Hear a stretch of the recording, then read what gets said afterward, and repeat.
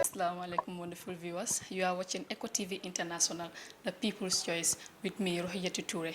And today we have an exclusive interview with a health specialist, Salam Kanteh, who is specializing on this expanded immunization program. We will talk to him shortly, but before that, you can kindly follow us on Facebook, TikTok, and Instagram. Sponsors are also invited. Assalamu alaikum. Welcome. Wa alaikum salam, Rohi. Thank you for having me, and welcome to the EPI complex. Okay, thank you very much, sir. Well, we've also learned that this immunization system is something that is very important and important in our health system too. But there are very much misconceptions about this immunization system. A program, which even in our community, we had many people, they will say that I won't take this vaccine because it has other side effects too. So we would like to have much information about this to sensitize the general public about it. But before that, you can kindly tell us like expanded program on it and also its core mission about this thing and also the people that have misinformation about it. All right. Thank you very much, Rohi, and then thank you, viewers. The expanded program on immunization was established under the Ministry of Health in 1979. But before then, for immunization, it's not a new thing in the Gambia. We've been vaccinating ad hocly since in the 1960s with measles and other vaccine-preventable disease. In 1978, we had a mass immunization campaign with yellow fever, and then in 1979, subsequently, WHO, in collaboration with the government, saw that it is important that we establish a unit responsible for immunization service on the Ministry of Health on the preventive aspect. So this was the whole entire complex here is the EPI complex. When we started in 1979, we were given against only 6 disease conditions, which is polio, tuberculosis with the BCG, we have the diphtheria, pertussis, tetanus, yeah, and then the measles and the yellow fever. But right now, Rohi, we are vaccinating against 14 disease conditions, yeah. Immunization, we always say, is the most cost-effective public health intervention, yeah. So because always also you hear people say prevention is better than cure. The vaccines we are giving, Rohi, is not to cure anybody. We give these vaccines to ensure to provoke the production of antibodies. Yeah. So when you are vaccinated against any particular antigen, your body will react, will produce antibodies, and will have what we call memory cells. So they will remember. Anytime you have the real attack, then the soldiers in your body will now neutralize that particular disease, and then you can be walking around doing your normal business without knowing that you had a disease condition. So that's what the EPI program is all about. So we keep on introducing new vaccines anytime we show that there's a disease burden in the country, and then there's availability of particular vaccine, because we cannot have vaccine for all the disease condition. But whatever disease condition that we saw that it is very contagious, it's very deadly, and the burden is in country, then we tend to introduce. That's why from 6 in 1979 to now we are vaccinated against 14 antigens. Okay, and what are these 14s? Yeah, the 14 antigens, we have the BCG, we have the polio. Polio, we have 2 types, which is OPV and the IPV. Okay. We have penta. Penta means 5 are there. Diphtheria, pertussis, hemiphilis influenza type B, tetanus, and hepatitis B. The hepatitis B, we have it in the penta as well as in a separate form. That one we give it when the child is just born, within 24 hours, because it's very important. Because if you don't give it within 24 hours, if a mother is infected with hepatitis B, is the one that affects the heart, yeah. If you know, and it causes liver, affects the liver. It causes liver cirrhosis and will lead to the liver cancer, yeah. So, if you don't vaccinate the child or the baby within 24 hours, and if the mother have hepatitis B, the chances for the mother to transmit it to the baby is very high. Yeah. So that's why we ensure that we encourage all mothers to deliver at the health facility, also to do their tests as well. But irrespective of whether we know the status of the mother, we ensure that all children within 24 hours are vaccinated. Yeah. We also give what we call the rotavirus is the one that is against very severe diarrhea okay, the rotavirus, the one that are caused by rotavirus. We are given the measles, we are given the rubella, we give against yellow fever, against meningitis, against HPV. If time allow us, we can talk about each of these antigens and exact disease condition that they also prevent. Okay, so do people respond to your these vaccinations?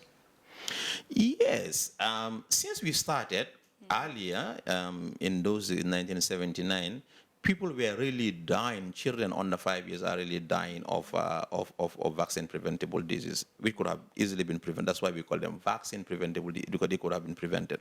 Yeah, and that's why in those days you can see somebody will have 6 children, and only 3 will be alive. And you used to call them in the local Bonoto and they like Kida Fayaradal. Yeah.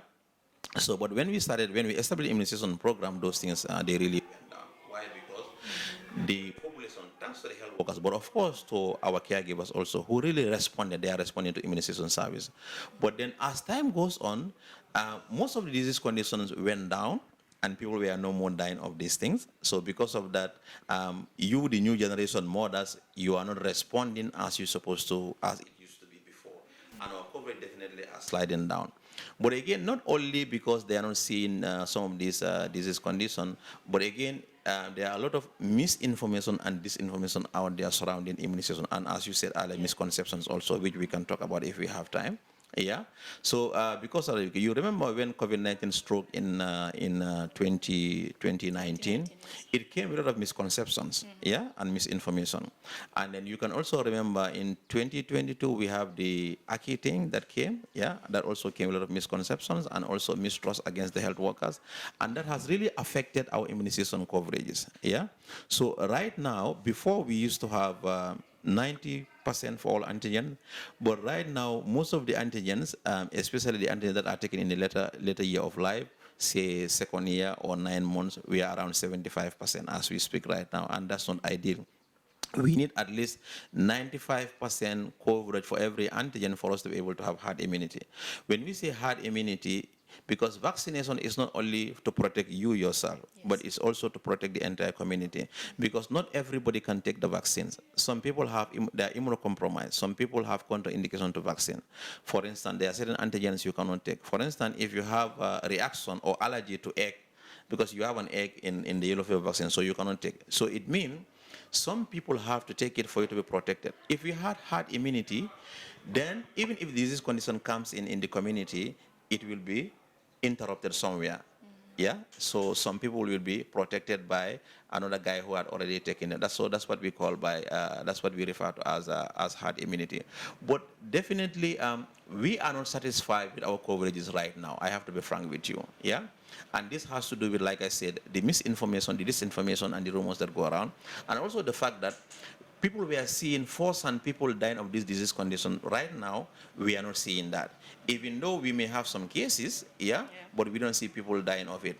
And also, some people are thinking because now we have increased the number of antigens. Before we are giving only 6, now we are giving about 14. You'll say, no, they are overwhelming the child's body with a lot of vaccine. No. So a child, overdose. we are overdosing. No. But scientifically, research has shown that a child can take about 1,000 antigens in a day, okay, in the body. Yeah. Apart from the pain, if there's any other way you can take antigen, you can take about 1,000 different antigens in the body, and then there will be no issue. So, giving all those vaccines, and we cannot give even the 14 in a day. So in a day we give like 4 or 5 at most, okay, and some we give on the arm, some we give oral, some we give on the thigh. Yeah, so that is a misconception to say that we are overwhelming the body of the child.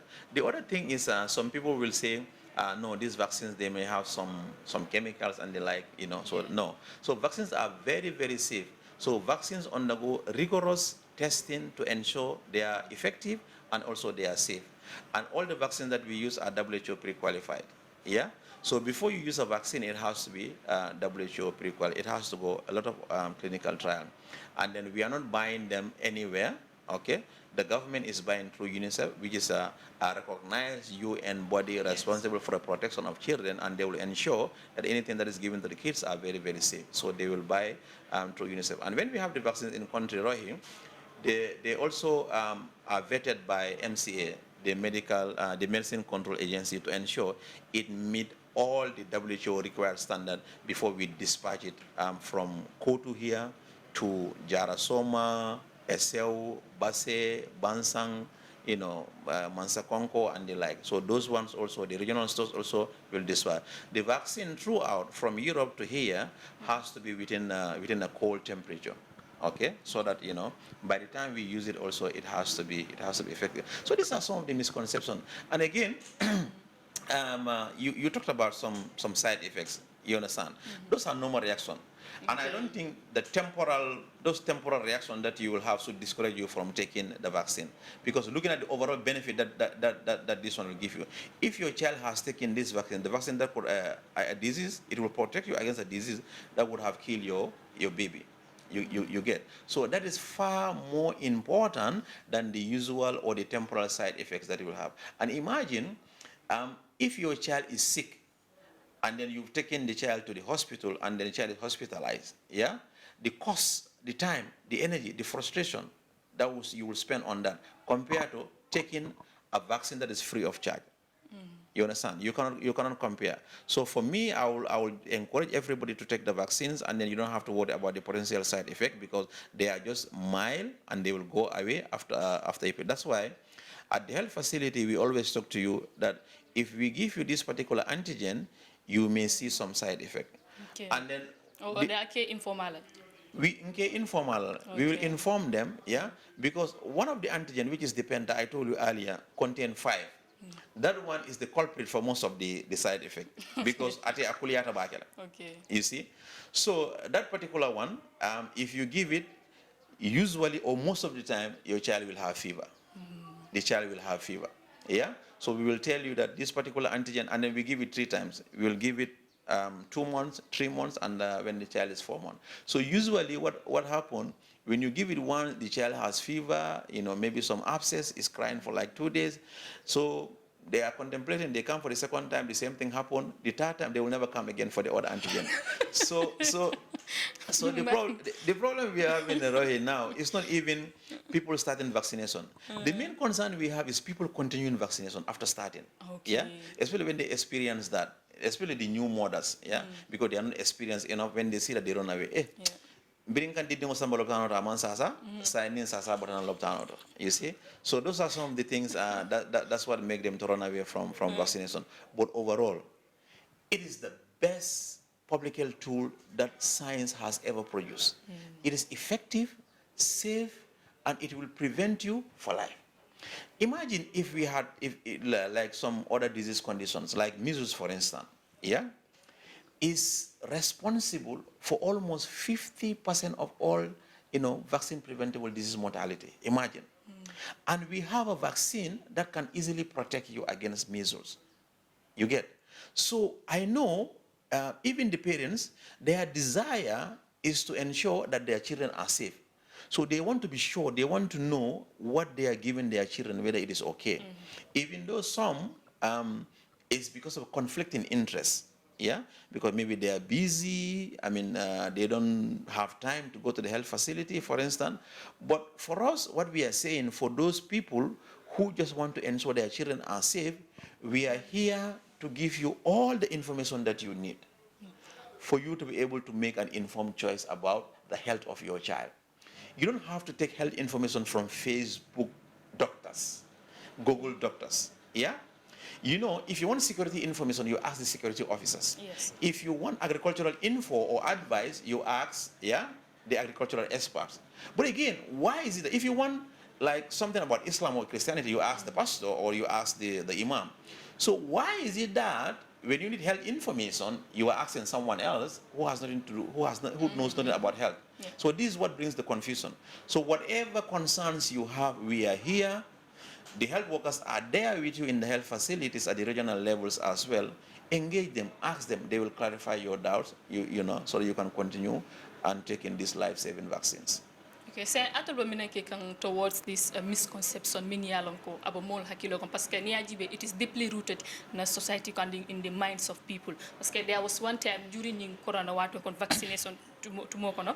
There was one grown old man mi alon ko akon I come abanta for advice kan like kanani vaccine ta because at the end of the day imung some other virus that mi yalon ko iba inject kam mol balokon then it is a grow man but ntama fem fine kind of okay so then I went my way so I almost see fa na atol ni wol benda alka mu nek ndal ba mu nek kan towards or perspective si fala we have to be proactive. Manyanaka low funding wale bang and then we speak with them because it all they are doing their campaign. We have to do our campaign. Yalong, it's not a big issue for it. You have a two mind about the vaccine, vaccinota, but that's one thing. But another thing is Saika Wulika campaign okay, against vaccination and the man fell long about vaccination. That is something else. And like I told you, is the most cost-effective public intervention. Yeah, you bring COVID month as an example. Bring COVID nada.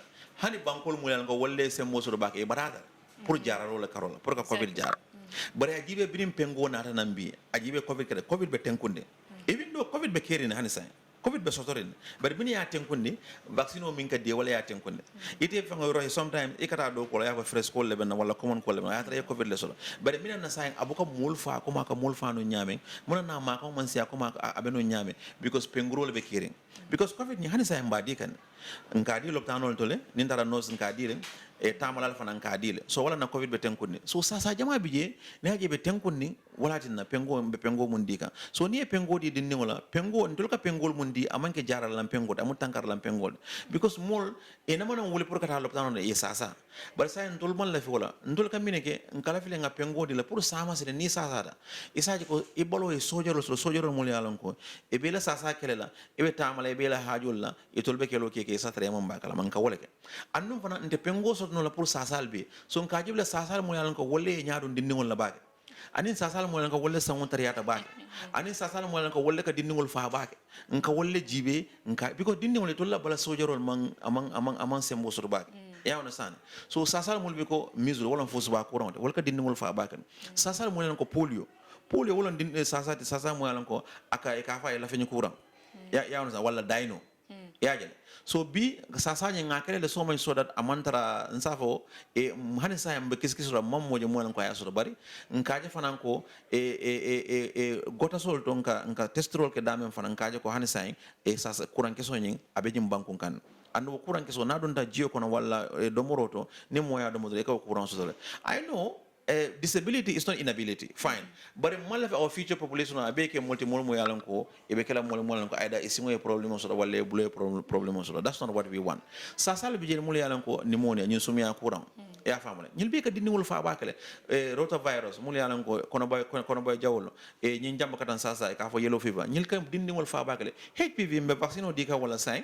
HPV wolom sahare sasa mwalanko wala ko musul affect ila e musul la wulo nyanga aka wala affect ya understand anno wala na dindi wala fana sunkudu ni mo ko karambo ngotom e kari kon sanji konon to kata fa sanji tan 9 to 14 years ngo pengo di gal wolon girls who are in grade 3 and they are peers out of school who are between 9 to 14 years mono HPV wolom vaccine to inkamonde against cervical cancer ya understand and woro jama wo na e sunkudu ni muta ibuka halo because abuka taman zero soro okay ati ala taman soro ka findi min demale wato mona you are 40 years 45 years ibe daha bunna ya dum batara chronic te balokon anno wota mon ta jara no la fan a chronic te balokon e kaaje ko tama muso ka zero soro e kaaje ka discharge soro ñin teglal ñin ku ko tangal fa ngata keno la futo ko na academy anno na ke mangi hakil ma defa ngase futo bonno so ndel be ñille tanka kan ya understand so si ni ra loptano to ñin sasa ni ra loptano to for HPV wo obe siare ne bage fon abe siare because amam me bring a pengo ñin star pengo ñin ngas introduced in 2019 yala o me bage because we had a demo project in 2014 and we introduced the vaccine in 2014 nationally ya understand so ñil mu felle de mo la sasa ñin sasa 14 ñil lon sasa de mo la ko be gambia jang ande be mol batandika andu fana roye de ado misconception mo molam ka ko ñin sasa mantara kerin sa men han sa mulka mol ikan na didingol batan pour campaign sasa ñi niaje ko imantraje kan because pengro be on the likes of corona bida findira mol ba fokane ko corona toñante amantara keri bari imaje say biringa pengo start imaje corona jitabe tenko atalata bage ya understand but corona ngajere ko ay mul fanya especially to bankol kan and wo to bankol kan wolle sembo soto wolle loptano be teran dolla loptano te ndol lafta min nan dolla bunda EPI molla fi moye sasa soto nga jara laftale nga mol tankandi sasa la janne be sasa soto la wolon penguro nyin nafati penguro nya tata nata pengo nyi rohe amman nyong soto pengo dal aka mine ke pengo ninga dila aka specialize soldier campo aka wole loy balo kon against that particular sasa isaja ka memory cell soto so wakata tenkun ninjel anytime ila future ko ila balo kono ni o sasa soto dron e kaje ko sojero nyol wolka wulle ye sasa nyen kele satrete bola kala mo ye sasa nyen fa andu wollon sasa te wana sasa mo lan ko jawiyata ba ha sani vaccinol dum iba design din pour dindingol damale wala adult sol. Yes, it depends because vaccine, we cover childhood vaccine, but now we call it a life course vaccination. Okay. Yeah, because some of the antigen we put the yeah, they know more ye 1 month soto. I understand. Mune sanje fula soto, but vaccine do be ko nga sunkuru ningol all 9 years long. But if na musu kono mal fana la pengo bi jela. Okay. Yeah, understand. Wala on TDT. So what TD wala ka dindi mo tankandi nin jaralala. E ka fo tetanus. Ya understand? Eso neonatal tetanus. Ni neonate wala dindi mo lan ko man calculin soto. Yala neonatal tetanus ni dindi mo akate ka tetanus pengota na be karfula. Ya fam. Na be karfula woto mo la ka pengota. Ya understand? But say rohi na kilin soto fo janna be karfula soto la mine ba tankandi no la jaralala. Anno wo jarala wala ka dindingol fa e kaje dindingo tilkilin tilfula abe suzo kan abe kumbo kan normale bar til sabanyam aka ketu so janna be karosul do aka fa o fana ka dindingol fa no mbake so nka balle pengu bal kay la maternal antibodies bala sojaro aka transfer dindingo balo kono aka dindingo tankane karkelin kata karfula jannin abe qualify no la pour ka sika o pengota ya family so wala nanka bal pengu wala so wodo monon tetanus dam man kawle la but sa pengu fula pengu kilimo ko ne ka fay tetanus and diphtheria an kawle di bal so bayla dinni woni janni and diphtheria fana fana ka dinni mo fa ba so janni dinni mo be si la pour ka pentata in 2 months e bayla bala sojaro la ay mun transfer bato ko ngoto be janna bera be kono wala ka dinni woni tankani for the first 2 months so yeah. Alright, saya ndu fana nga moy la fana ko alkanata camping lal. So ñu campaign ate ablori mum fana la. What is it all about? Aha, very good Roy. Ila woni nin karo betiata bakela because me sula den pour nyin kibaro janjang. So nga campagne soto ka fu muy MR campaign measles and rubella campaign. Okay. You understand? Lafta ka mun ke next month from the 23rd up to the 28th of November of October. Yeah, October 23rd to October 2028. Yeah. Mbe dindi wala pengola dindi wala mo ko ebe kar kononto kata fo sanji lulu across the country aminge ko modam made karton fo koyna mbe bele pengola mo na be pengulo ke kan rohi yalo measles nga fo ne amu sasa mo ko ka dindi wala fa bakala ya understand ando man sekunda aning WHO ye sartule la ne ko measles in the Gambia, we should not see more than 1 positive case in a population of a million people. So nikumu in a population of 1 million, imanyanaka more than 1 case. But Rohi, do you know in 2022 Dhamma, we've seen about 47 cases. 2023, 26 cases. 2024, 13 cases. This year alone, from January to now, we have seen 9 cases. It means we are not meeting mantra sarto mitkang. Mina na mantra sarto mitkang because nkoy kon na coverage jitabake. Okay. You understand? So coverage nyatra nyandaka 100% of the target population nyandaka wale pengo less nga haima ko na target population for under 1 is 80,000 for instance. Yeah? Nyandaka obele pengo 60 something thousand ka wale pengo wala 75 nka wale pengo. So mine ono wala mo ko ngamul foye comment no. You understand? Comme dole yamira nyimfuzu ba ko sa amandra keren because to nyata nyaro abe keren ne bari gotu mwaka mulfa nyami amantra mulfa ka wonya. Aha. Because pengo nying amansia so much so that coverage nyambedia so much so that purka outbreak tankanino bari is good enough purka saya tankanino. So wala na mulmantra worry rimbake. You understand? So no star monya ndakata no sla nyame. Ani misinformation fana mulbe kere. Ani wado yala pengo nyadi ekaje ko eka chuputo mesen solo. But umu tilekilin trifol akabo. You understand? So those are some of the side effects. Ani fana comme nga penta mum foye. Yala penta ni ngata karfula karsava karnane. So after karnane pengo jama pengur pengo buka soto. So da kono pengo wala ko soto jama so ando ikamen dotti da kono te ikamon to de da kono dolbe ngomal yo ando nyim pengo nyim fusu ba kuran pengo min to molan kadi dino be kare konondo So between 4 months kata for 9 months so ni pengo mo so itata sinya kele itata sinya folo don ikasi so ko ne ka fako a pengol banta no pengol mambang ama start follow so wala na jama kare kono pengo nyi atala coverage nyi aka ji baake because after that period pengo buka so da kono pengo da ma wala ka so bari we are telling people that you have to continue going every month. You know why? Because me da kono pengo di o fana mo pengol ya understand vitamin A bi jelen kawdila nka pesoro fana di anno pesoro ko ma da bag pesoro wala ka di tam ni la di no sasata anyanda ka boro nangam jelle so so ni atra non ko ite la last period pesoro is 3 months ago then ila pesoro jita ebe on nangam boro nangam wala dilal anno wote di ngo nyin jarala ya understand so bidin kare kono continue going ye continue kata fo kare kono to ina fusi ba pengo fana so ka fo mena mesus rubela ya understand so because covid nyin jita and secondly fana rohi ñim fusuba kuran pengo wala MR vaccine ñinde e scientifically ni nga di mo keme mo tanni lulu ñon kata mo len ko imam bora soje rosot ya wala sana so 15% of that population mo len ko imam bora soje rosot ani mul yalla ko me pengo ferenke yalla wol be imam bora soje rosot so wol ka la fa ñokane ka la fa ñokan so masakunda na taje ko sain pour ka wol fana soto no ya wala sana every 4 years we have to do what we call a mass immunization campaign, a measles follow-up campaign. So the last campaign for was in 2022.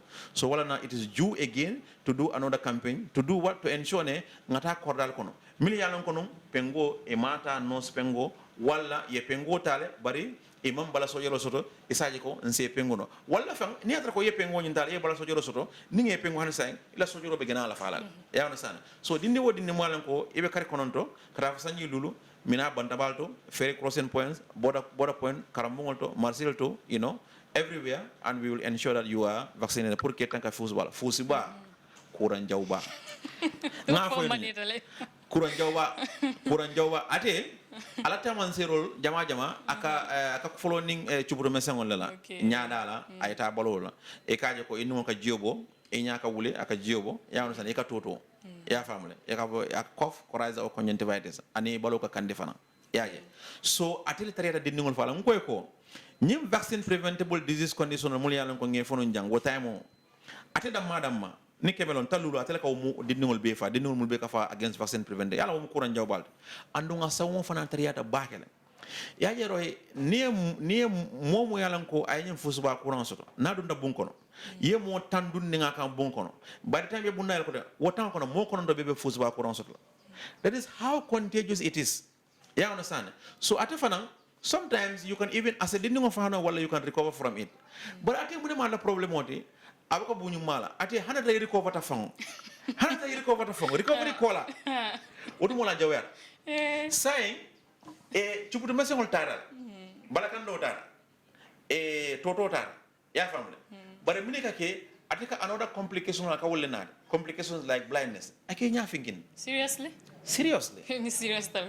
ake nya thinking ni ya ona sana aka dare jawwa dila aka pneumonia dila aka toto dila so nyina na hanatra e chubutu mesengol tara e kaja aka molfa aka lifelong complication on sort and no fusiba nyi ngafa sifa fulolong measles and rubella atama jawya bak atama ka molfa bak abaka dinol fa bak ya on sana mina matala problem mon atala problem mon di wolo ni musu kono maye rubella sasa sort wolo matala problem mon ya xam so ni musu kono maye rubella sasa sort depending on ala kono maya be tembe da jumala ya on sana aka problem wala di ase kono bannole o dinne so wuluno dinne mo lan ko amantimma jatoto amantimma hakiloro e kay won dinne mo lan ko akuma ka do e ka roundas ko nin wala ka tarala ya on sana walla asa nyaafa mo mutanol ya on sana walla asa jusu courant di enol walla abulol dol bije walla son karando bije wo ka timma ya on sana and most importantly fana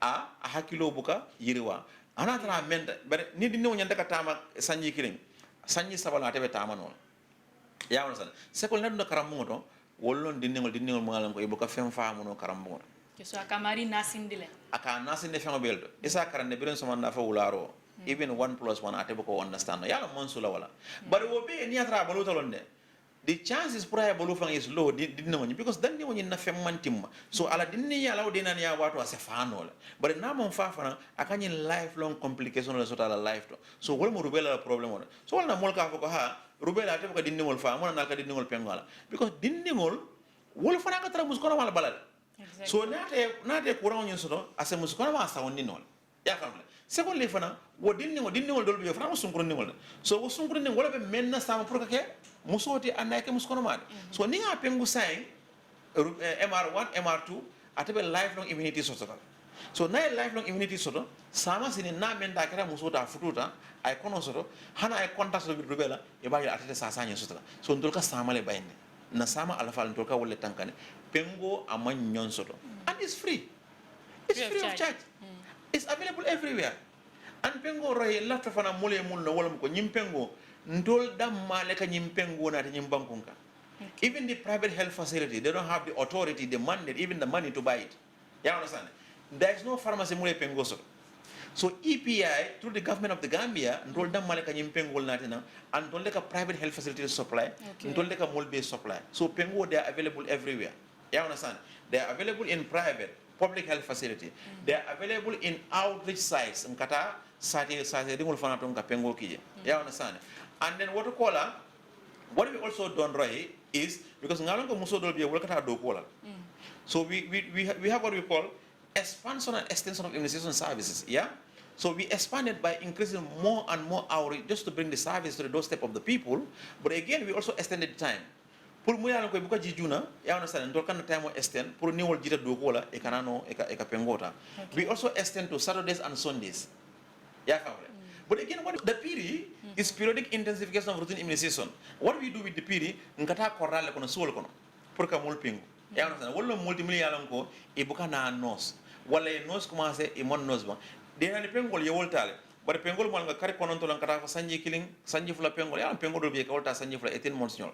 E ma wolta. So ngata korale kono nga wol fana pengol. So there is no reason pour ka ko say minute na muna na molba access man ke problem mode. Even though wo malla ka mol encourage ka sisul ko na ka mol bato lafta mol be e kana loptanol do kel fanan irresponsibility ta ka musulma ko ke woke al qordati e di malom bang e bita musulom bang ila musulom bang ala kayto jibe yala kayto review ya jibe rohe nyim pengo e nyanta ka tano e mata mine kada aja loptano to yeta ay tan bayta pengota so that's the responsibility that we need to do and fanan ni musol busy ta fanan ntol fonka ntol kel fon nka dindingol tanke samba loptano do rohe ni ke dindingol samba loptano to abukara ne dindingol samba loptano do nka ensure ko ya wana sane nge pengu without any queuing fast track it is so say so kono why we want to encourage you and lafta ka musudol fana nyabonde wala pour nitol fana da so kono ya fay ke nyole ko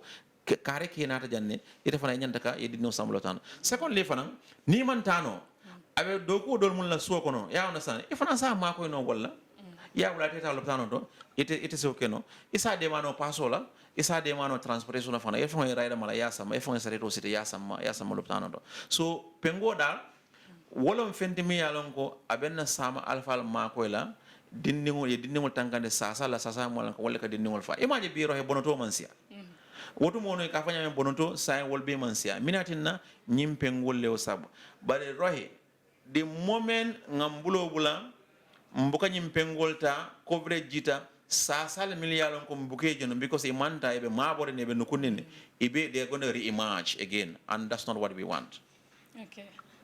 ko albe ya moy nyamendro nyim kulati mi yala ko mayatale mo be sinana ye vaccino tandum fane bina programme fanko campaign programme kala mi yala banko tarombe from carton to koyna e bita jebe tole pour ka en soko mo be vaccino so mo kanatu ko mo be fintine nana ye vaccino ta din ke bale won ko mo be len tedi mo be lo ha mo be len so mo be comme viewers ka fala nyamendro you are watching Eco TV International, the people's choice. For more of these interesting programs you can follow us on Facebook, TikTok, Instagram and YouTube. So I summarize no more all about this campaign.